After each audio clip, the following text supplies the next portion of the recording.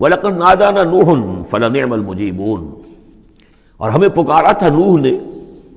تو ہم کیا ہی اچھے ہیں جواب دینے والے اور دعا کے قبول کرنے والے۔ رب انی مغلوب فانتصر، حضرت نوح علیہ السلام نے جب فریاد کی پروردگار میں تو اب مجھے تو انہوں نے دبا لیا ہے، میں مغلوب ہو گیا ہوں، تو اب تو ہی بدلہ لے اور تو ہی مدد فرما۔ تو اللہ کی مدد آ گئی، وَنَجَّيْنَاهُ وَأَهْلَهُ مِنَ الْكَرْبِ الْعَظِيمِ، اور ہم نے اسے اور اس کے گھر والوں کو کرب عظیم سے نجات دے دی۔ اب کرب عظیم کو آپ خود سوچئے کہ ایک تو کرب عظیم ان کی مسلسل 950 برس سے ایک شخص دعوت دے رہا ہو اور لوگ استہزاء کر رہے ہیں اور تمسخر کر رہے ہیں۔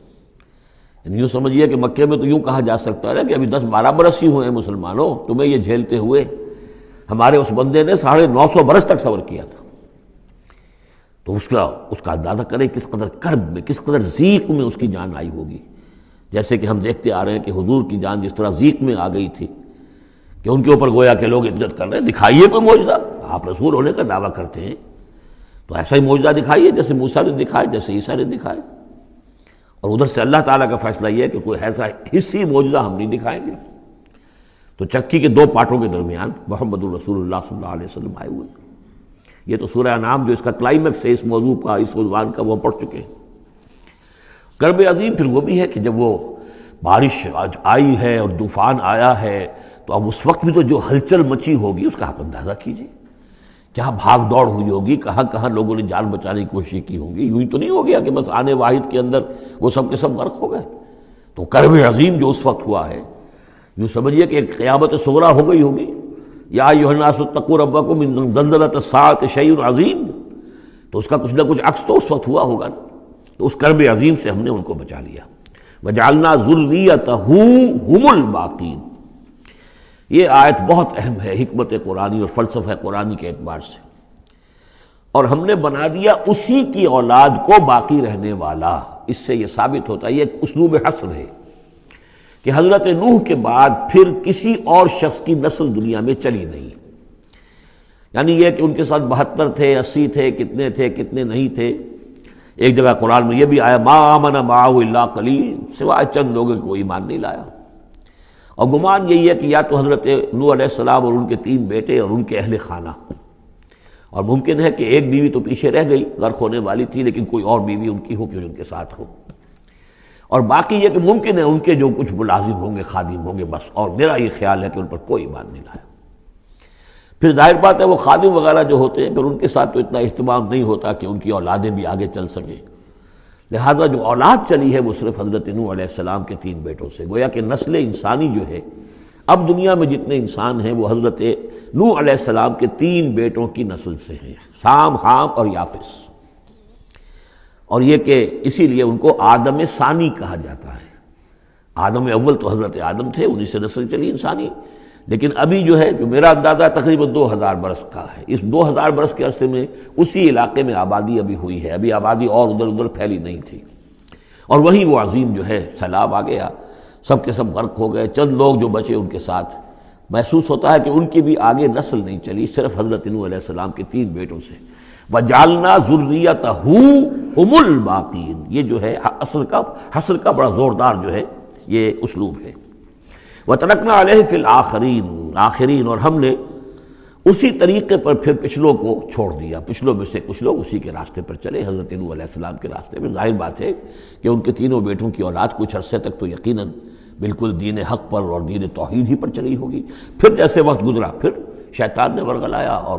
اور یہ کہ مختلف قسم کے توہمات میں اور مختلف قسم کے جو شرک ہیں ان کے اندر مبتلا کر دیا۔ سلام علی نوح فی العالمین، سلام ہو نوح پر تمام جہانوں میں۔ انا کذالک نجزی المحسنین، اسی طرح ہم بدلہ دیتے ہیں اپنے محسن بندوں کو، وہ بندہ جو درجہ احسان کو پہنچ گیا ہو، اسلام، ایمان اور پھر سب سے اوپر احسان۔ انہ من عبادنا المؤمنین، یقیناً وہ ہمارے مومن بندوں میں سے تھے۔ ثم اغرقنا الآخرین، اور اس کے بعد ہم نے باقی جتنے بھی تھے ان سب کو غرق کر دیا۔ وَإِنَّ مِن شِيعَتِهِ لَإِبْرَاهِيمَ، اور اسی کی راہ پر چلنے والوں میں، اسی کی جماعت میں سے، اسی کے حزب میں سے ابراہیم تھے۔ یعنی یہ کہ جو نسل چلی ہے آگے تو حضرت ابراہیم بھی جو اٹھے ان کی حضرت سام کی اولاد میں سے، حضرت سام کی اولاد میں قوم عاد بھی ہے، اسی میں پھر قوم سمود بھی ہے، اور بھی اقوام ہیں سیمیٹک ریسز جتنی بھی ہیں، لیکن یہ کہ شہر ار میں جو موجودہ جو عراق ہے اس کے بہت جنوبی علاقے کے اندر یہ شہر تھا جس کے اب کھنڈرات برآمد ہوئے ہیں، وہاں حضرت نوح علیہ السلام، حضرت ابراہیم علیہ السلام کی پیدائش ہوئی، اور وہ حضرت ابراہیم حضرت نوح ہی کے طریقے پر توحید پر چل رہے ہیں۔ اس جا ربہ بقلب سلیم، جبکہ وہ اپنے رب کی طرف متوجہ ہوا قلب سلیم کے ساتھ۔ اب یہاں وہ حکمت سمجھ لیجئے کہ میں نے جو بارہ عرض کیا ہے کہ ایک فطرت سلیمہ اور ایک عقل سلیم، یہ دو چیزیں ہیں، اور فطرت کا تعلق چونکہ روح سے ہے اور روح کا مسکن قلب ہے، تو آپ اسے فطرت سلیمہ کہیں یا اسے قلب سلیم کہیں، وہ ایک ہی بات ہے۔ قلب سلیم اپنی اصل حقیقت پر، اصل جو حیات اس کی ہے اس پر باقی ہو، پرورٹڈ نہ ہوئی ہو اس کی فطرت، اس پر پردے نہ پڑ گئے ہوں، یہ خد و خال جو ہے وہ اپنی اصل سلامتی کے ساتھ باقی ہوں، اور پھر اس کو کہتے ہیں صوفیہ سیر الی اللہ، اس جا ربہ بقلب سلیم، جو قلب سلیم ہے وہ اللہ کی طرف آگے بڑھتا ہے، اور عقل سلیم کی روشنی میں وہ پھر پہنچتا ہے توحید تک، اور توحید کے بعد معاد تک، جیسا کہ میں نے کئی مرتبہ عرض کیا کہ سورہ فاتحہ در حقیقت اسی مقام پر کھڑی ہے کہ ایک انسان کے جو قلب سلیم اور عقل سلیم کی رہنمائی میں توحید اور معاد تک پہنچ گیا ہے، اور اب وہ یہ بھی جان گیا ہے کہ اصل طریقہ زندگی گزارنے کا یہی ہے کہ اللہ کی بندگی کی جائے، اس ایک خدا کی بندگی کی جائے۔ اب وہ سوال کرتا ہے میں بندگی کیسے کروں؟ جیسے میں نے آپ کو بتایا مکے میں ایسے لوگ موجود تھے، حضرت سعید ابن زید جو ہیں کہ جو بہنوئی تھے حضرت عمر بن الخطاب کے رضی اللہ تعالیٰ عنہ کے جو والد تھے زید، وہ موحد تھے، اور کعبے کے پردے پکڑ پکڑ کر دعا کیا کرتے تھے کہ اللہ میں صرف تجھے پوجنا چاہتا ہوں، تیری بندگی کرنا چاہتا ہوں، لیکن نہیں جانتا کیسے کروں۔ ظاہر بات ہے، اس لیے اہدنا الصراط المستقیم، یہ ہے اصل میں سورہ فاتحہ کا جو نظم ہے کہ وہاں تک تو پہنچ گئے، الحمدللہ رب العالمین الرحمن الرحیم مالک یوم الدین ایاک نعبد، یہاں تک تو انسان پہنچ گیا، لیکن اب بندگی کیسے کریں؟ ایاک نستعین اہدنا الصراط المستقیم، اس بندگی کے لیے تیری مدد چاہیے، توفیق بھی تیری ہو اور ہدایت بھی تیری جانب سے ہو، دو چیزیں ہمیں ملیں گی تو ہم تیری بندگی کا حق ادا کر سکیں گے۔ اذ جاء ربہ بقلب سلیم اذ قال لأبیہ وقومہ ماذا تعبدون، یاد کرو جب کہ انہوں نے کہا اپنی قوم سے اور اپنے والد سے یہ کن چیزوں کو آپ پوجتے ہیں، ائفکا آلہۃ دون اللہ تریدون، کیا اللہ کے سوا، یہ آپ کے من گھڑت قسم کے افک ہے، یہ تو گھڑی ہوئی چیزیں ہیں جن کو کہ اللہ کے خلاف، اللہ کے سوا آپ نے گھڑ لیا ہے، آپ ان کو چاہتے ہیں، وہ محبوب اور مطلوب ہو گئے، تریدون، اب دیکھیے یہ وہی ہے ضعف طالب و مطلوب، تم کس کا، تم طالب ہو کس، مطلوب کون سا تمہارا، یہ تمہارے مطلوب ہے۔ ائفکا آلہۃ دون اللہ تریدون فما ظنکم برب العالمین، تو تمہارا کیا گمان ہے اس ہستی کے بارے میں جو تمام جہانوں کی مالک ہے اور پروردگار ہے۔ فنظر نظرۃ فی النجوم، پھر انہوں نے ذرا ایک نگاہ ڈالی ستاروں میں، گویا کہ یہ تاثر دیا کہ یہ ستارہ شناسی کے ذریعے سے کچھ معلوم کرنا چاہ رہے ہیں، اور پھر کہا فقال انی سقیم، میں تو بیمار ہوں یا بیمار ہونے والا ہوں، میری طبیعت کچھ ٹھیک نہیں ہے، یا یہ کہ مجھے اندیشہ ہے کہ مجھے کوئی بیماری آنے والی ہے۔ اصل میں وہی جیسا کہ میں پہلے عرض کر چکا ہوں، یہ مضمون آ چکا ہے 2 مرتبہ پہلے قرآن میں، کہ بت پرستی بھی تھی وہاں اور ستارہ پرستی بھی تھی، اور کوئی ایسا ان کا سالانہ کوئی ستارہ پرستی کا جشن تھا، جیسے جنم اشٹمی کا میلہ ہوتا ہے ہندوؤں میں، کہ سب کے سب شہر سے باہر نکل کر کسی ستارے کی پرستش کیا کرتے تھے۔ تو جب وہ دن آیا ان کا تو سب کے سب چلے گئے۔ حضرت ابراہیم نے کہا میری طبیعت ٹھیک نہیں ہے، میں آپ لوگوں کے ساتھ نہیں جا سکتا، اور پیچھے رک گئے۔ فنظر نظرۃ فی النجوم، انہوں نے ذرا ستاروں میں نگاہ دوڑائی اور کہا قال انی سقیم، میری طبیعت ٹھیک نہیں ہے، یا میری طبیعت جو ہے خراب ہونے والی ہے۔ فتولوا عنہ مدبرین، تو وہ اسے چھوڑ کر وہ چلے گئے، پیٹھ موڑ کر چلے گئے، اور جا کر انہوں نے وہ اپنے جو بھی جشن تھا، جو بھی پوجا پاٹ تھی وہ کی۔ فراغ الی آلہتہم، پھر جا گھسا وہ ان کے معبودوں میں۔ فقال الا تاکلون، اب وہاں ظاہر بات ہے حلوہ مانڈا رکھا ہوگا، بتوں کے سامنے چڑھاوے چڑھے ہوئے ہوں گے، تو حضرت ابراہیم پوچھتے ہیں کیا ہو گیا آپ حضرات کو، کھاتے کیوں نہیں، تناول کیوں نہیں فرماتے،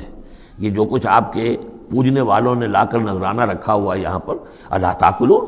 کھاتے کیوں نہیں کھاتے آپ۔ فراغ علیہم ضربا بالیمین ما لکم لا تنطقون، اور کیا بات ہے، بات بھی نہیں کرتے، جواب بھی نہیں دیتے۔ فراغ علیہم ضربا، پھر ایک ضرب کے ساتھ پل پڑا ان پر، ایک ضرب کے ساتھ اپنے داہنے ہاتھ سے پوری قوت سے، فاقبلوا الیہ یزفون۔ باقی تفاصیل کو قرآن درمیان میں چھوڑ جاتا ہے۔ اب وہ سب کے سب چورا ہو گئے، ایک کو چھوڑ دیا صرف جو سب سے بڑا تھا۔ اب اس کے بعد جب وہ لوگ آئے ہوں گے اور جو قیامت صغریٰ نہیں بلکہ کبریٰ وہ تو اس وقت ہو گئی ہوگی شہر کے اندر کہ ہمارے یہ معبودوں کے ساتھ کیا کیا، کس نے کیا ہے، فاقبلوا الیہ یزفون، تو گھبراتے ہوئے دوڑے ہوئے ان کی طرف آئے۔ قال تعبدون ما تنحتون، اب انہوں نے پھر اب ان کے ساتھ مباحثہ کہہ لیجئے، مناظرہ کہہ لیجئے، بغیر کسی خوف کے، اتعبدون ما تنحتون، کیا آپ لوگ پوجتے ہیں ان چیزوں کو جنہیں خود تراشتے ہیں اپنے ہاتھ سے؟ واللہ خلقکم وما تعملون، یہ آیت بھی حکمت قرآنی اور فلسفہ قرآنی کے اعتبار سے بہت اہم ہے، جبکہ اللہ نے تمہیں بھی بنایا ہے اور تمہارا عمل جو ہے اس کا بھی پیدا کرنے والا اللہ ہے۔ اس پر اہل سنت کا یہ عقیدہ ہے کہ انسان کاسب عمل تو ہے، خالق عمل نہیں ہے۔ یعنی میں نے ارادہ کیا کہ میں یہ پیالہ اٹھاؤں، اس ارادہ کرنے کا معاملہ تو میرا ہے، اور اسی کی بنا پر اگر یہ ارادہ نیک ہے تو جزا اور غلط ہے تو سزا۔ باقی یہ اٹھا سکنا اس کا یہ میرے بس کا روگ نہیں ہے جب تک کہ اذن رب نہ ہو، اس لیے کہ نہ معلوم کتنی فورسز آف نیچر ہیں جو اس میں انوالوڈ ہیں، کتنا پریشر ہوا کا اس کے اوپر ہے۔ پھر یہ کہ میرا اپنا جسمانی نظام جو ہے کہ میرے دماغ کا فیصلہ میرے ہاتھوں تک کنوے کرنے والے جو وہ الیکٹرک وائر ہیں اندر، وہ وائرنگ میں کوئی گڑبڑ ہو جائے کہیں، لیکن یہ ساری چیزیں جو ہوتی ہیں تو اعمال کا خالق اللہ ہے، کاسب انسان ہے۔ واللہ خلقکم وما تعملون، یہاں خاص طور پر یہ اس لیے کہا جا رہا ہے کہ تم نے تراشے ہیں نا یہ، تو تم جو کچھ کرتے ہو اپنے ہاتھوں سے، تمہارے جو اعمال ہوتے ہیں ان کا خالق بھی اللہ ہے۔ قالوا ابنوا له بنیانا فالقوه فی الجحیم، انہوں نے کہا اس کے لیے ذرا ایک بڑا الاؤ بناؤ، بڑی عمارت تعمیر کرو اور پھر اس کو ایک جہنم کے اندر جھونک دو، آگ کے اندر ڈال دو۔ فارادوا به کیدا فجعلناهم الاسفلین، تو انہوں نے اس کے ساتھ اس پر ایک داؤ آزمایا تھا،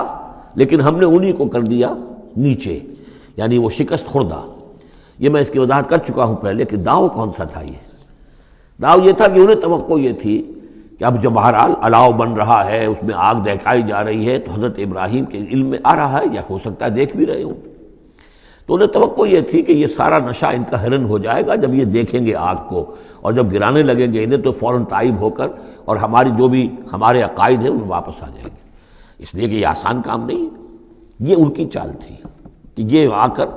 ان کے 14 طبق روشن ہو جائیں گے جب آگ کے کنارے پہ لا کے ان کو کھڑا کیا جائے گا، لیکن وہ تو بے خطر کود پڑا آتش نمرود میں، عشق عقل ہے محو تماشائے لبِ بام ابھی۔ تو حضرت ابراہیم علیہ السلام نے جب یہ کچھ کیا اور پھر اللہ نے گل و گلزار بنا دیا اس آگ کو، تو وہ لوگ جو ہے نہایت ناکام اور خائب و خاسر ہوئے۔ وقال انی ذاہب الی ربی سیہدین، اور اب حضرت ابراہیم نے فرمایا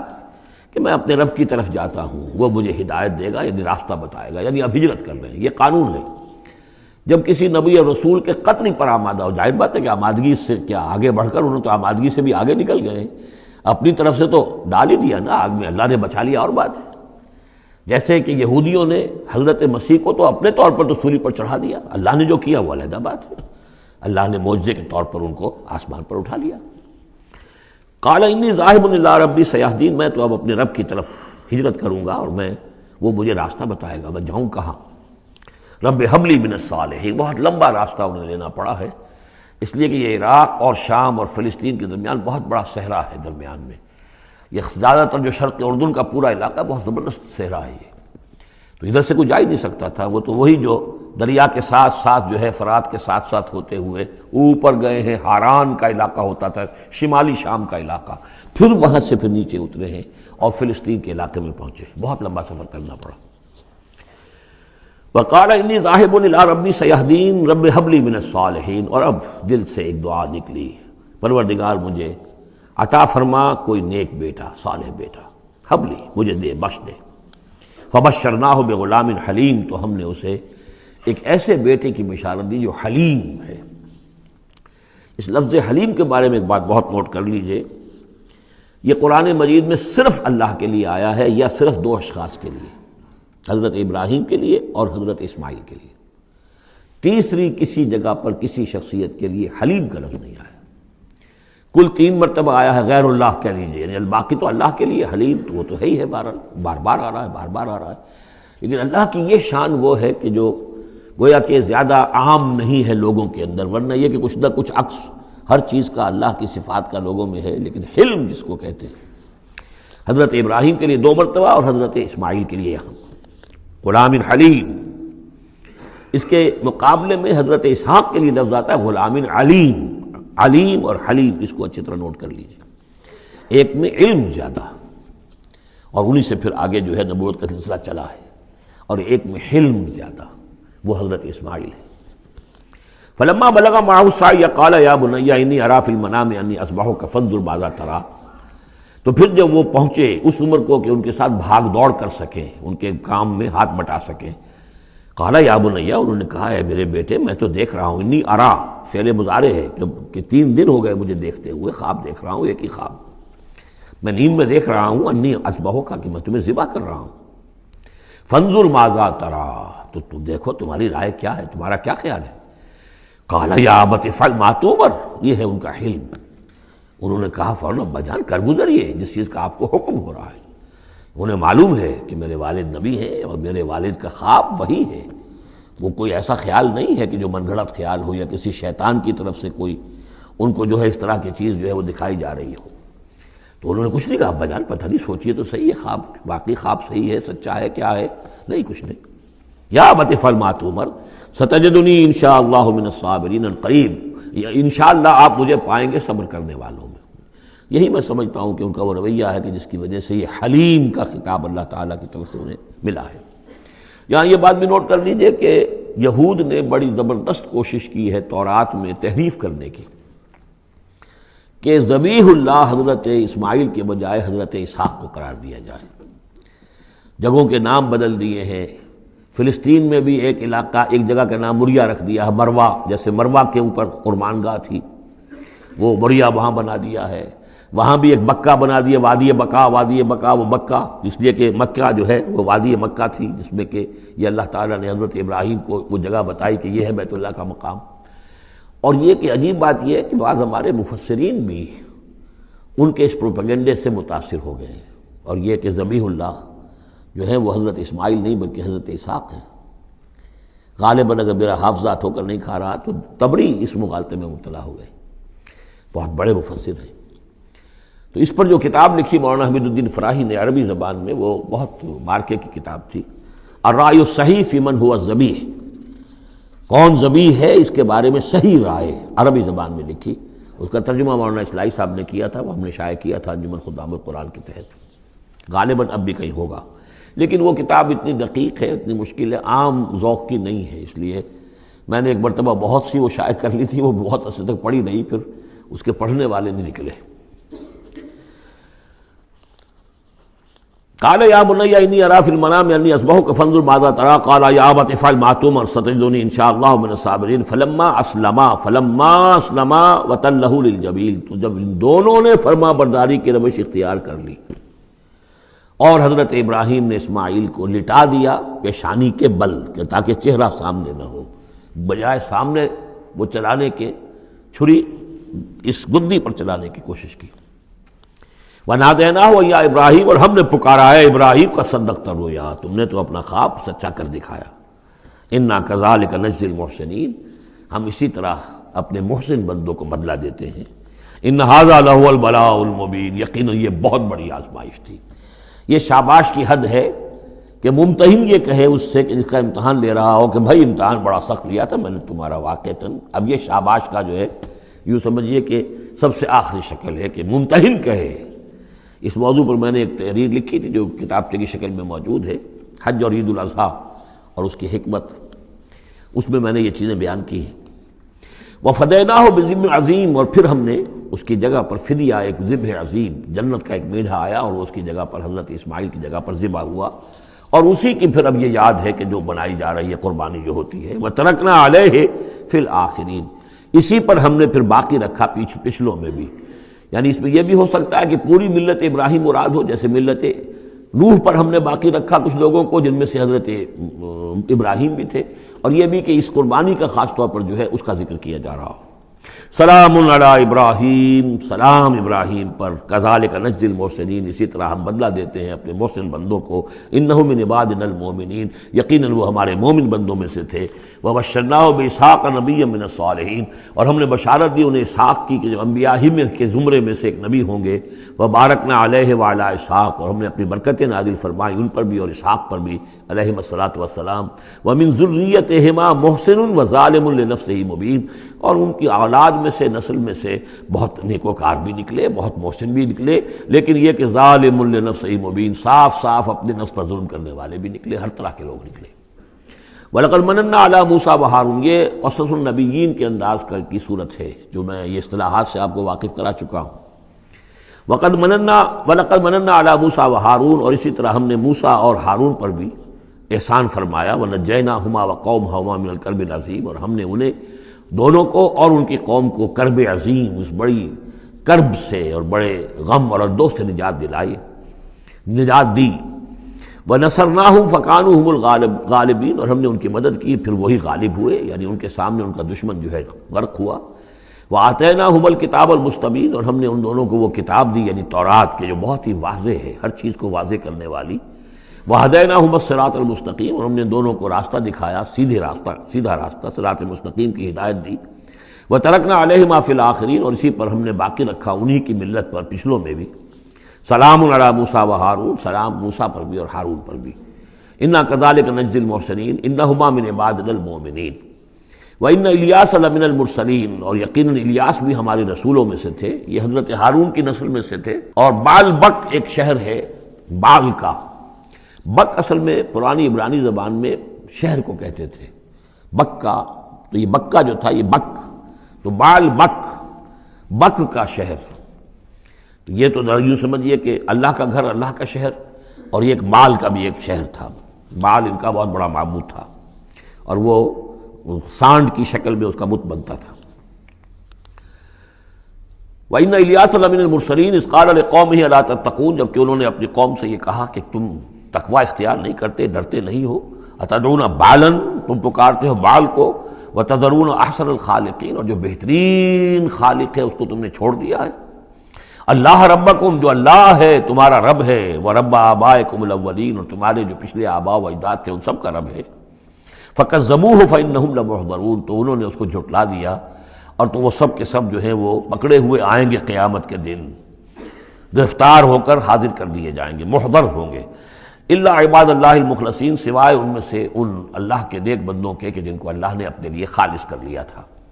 وَتَرَكْنَا عَلَيْهِ فِي الْآخِرِينَ، اور ہم نے اسی پر پھر باقی رکھا پچھلوں میں بھی اسی ملت، اسی طریقے کا، یہ تسلسل چلا آ رہا ہے۔ ان هذه امتکم امۃ واحدۃ، یہ بات دو مرتبہ یہ آیت آ چکی ہے۔ سلام علی الیاسین انا کذالک نجزی المحسنین انہ من عبادنا المؤمنین۔ اب یہ جو بار بار آ رہی ہیں آیتیں میں ان کا ترجمہ نہیں کر رہا ہوں، اور بہت سادہ بھی ہیں کہ جن کے ترجمے کی ضرورت نہیں ہے۔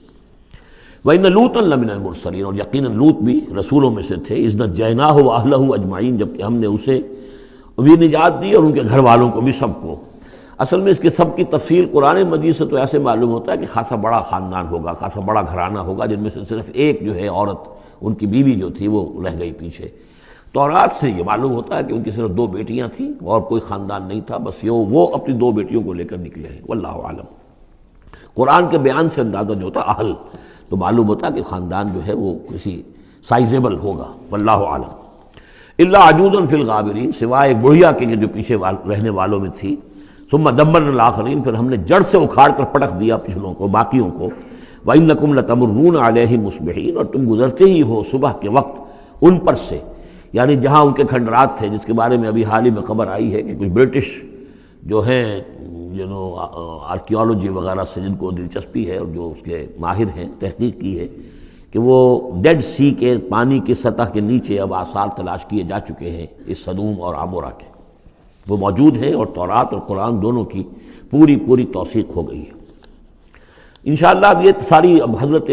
نوح علیہ السلام کی کشتی بھی، وہ بھی لوگوں کی نگاہوں کے سامنے آ جائے گی، اس لیے کہ قرآن کے انداز سے یہ معلوم ہوتا ہے کہ ایک وقت میں وہ بھی ایک بڑی آیت کی حیثیت سے ظاہر ہوگی، اور یہ کہ یہ ساری چیزیں جو لوگوں کے سامنے ایک ثبوت کے طور پر آتی چلی جائیں گی۔ یہ ساری تاریخ جو قرآن بیان کر رہا ہے اور تورات نے بیان کی، صحیح ہے۔ وَإِنَّكُمْ لَتَمُرُّونَ، تم گزرتے ہو، جب تمہارے قافلے جاتے ہیں تو وہاں سے گزر کر جاتے ہو تم، صبح کے وقت بھی اور باللیل، کبھی رات کے وقت بھی. افلا تعقلون، تو کیا تم عقل سے کام نہیں لیتے. وَإِنَّ يُونُسَ لَمِنَ الْمُرْسَلِينَ، اور یونس بھی اسی طرح اللہ کے رسولوں میں سے تھے. اِذْ أَبَقَ إِلَى الْفُلْكِ الْمَشْحُونِ، جبکہ وہ بھاگ کر پہنچا اس کشتی میں کہ جو پہلے ہی سے لدی ہوئی تھی. اس کو چونکہ اپنی قوم کو چھوڑ کر غصے میں بھرے ہوئے، ذهب مغاضبا، یہ ہم پڑھ چکے ہیں، یعنی اپنے قوم کے انکار اور کفر کی وجہ سے اتنا انہیں طیش آیا، اتنا غصہ ہوا، غضبناک ہو کر. بس یہ غلطی ہوئی کہ انہیں انتظار کرنا چاہیے تھا کہ اللہ تعالیٰ کی طرف سے انہیں ایکسپریس پرمیشن ملے، واضح کہ اب ہاں تم اپنی قوم کو چھوڑ کر چلے جاؤ.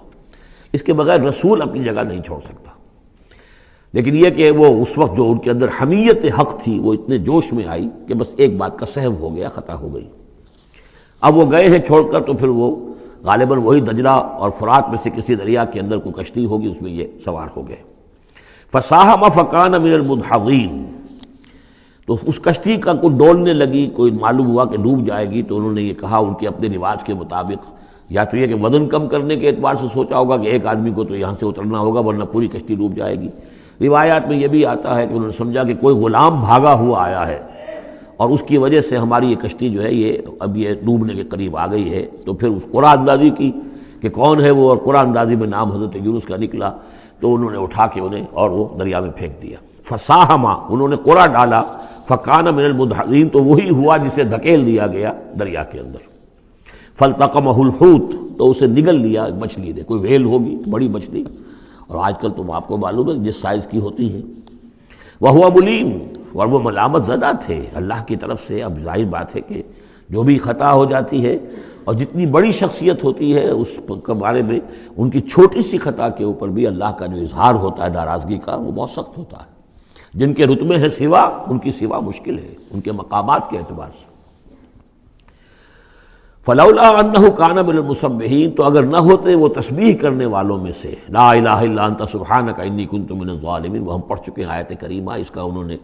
اس کشتی، اس مچھلی کا معاملہ اللہ نے ایسا خاص بھی رکھا ہوگا کہ کوئی اور ان کو جو ہے وہ ابھی ان کی موت وہاں واقع نہیں ہوئی اس کے اندر گھٹن کی وجہ سے. اللہ کے اختیار میں سب کچھ ہے، اور وہ وہاں زندہ بھی رہے اور تسبیح کرتے رہے. فلبث فی بطنہ الی یوم یبعثون، للبث، تو وہ رہتا، اگر وہ نہ ہوتا مسبحین میں سے، تسبیح نہ کرتا، یہ آیت کریمہ کا ورد وہاں نہ انہوں نے کیا ہوتا، تو یہ کہ وہ پھر رہتا اسی کشتی، اسی مچھلی کے پیٹ میں، یوم یبعثون، قیامت تک، وہیں سے ان کا بعث بعد الموت ہوتا. فنبذناہ بالعراء، لیکن یہ کہ انہوں نے چونکہ اللہ سے اپنی معافی چاہی اور استغفار کیا، لا الہ الا انت سبحانک انی کنت من الظالمین، تو اللہ تعالیٰ نے ان کو اس مچھلی کو حکم دیا، اور مچھلی نے اسے بالعراء، ایک چٹیل میدان میں کہیں اگل دیا،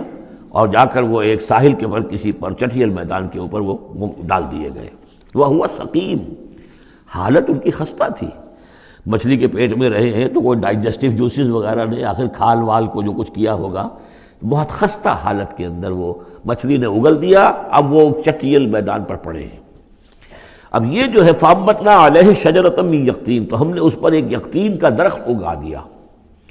اس کی مجھے اس سے پہلے کئی تفاسیر میں تو نہیں ملی ہے بات، لیکن ہمارے ہاں ایک صاحب یہی کراچی میں، ان کا انتقال ہوا چند سال پہلے، احمد الدین مارہروی، یہ محکمہ تعلیم سے متعلق تھے، اللہ تعالیٰ ان پر اپنی رحمت نازل فرمائے. تو وہ محکمہ تعلیم میں کبھی رہے ہیں مکران کے علاقے میں، تو ان کا وہاں ایک بیل ہوتی ہے، اگین کہتے ہیں،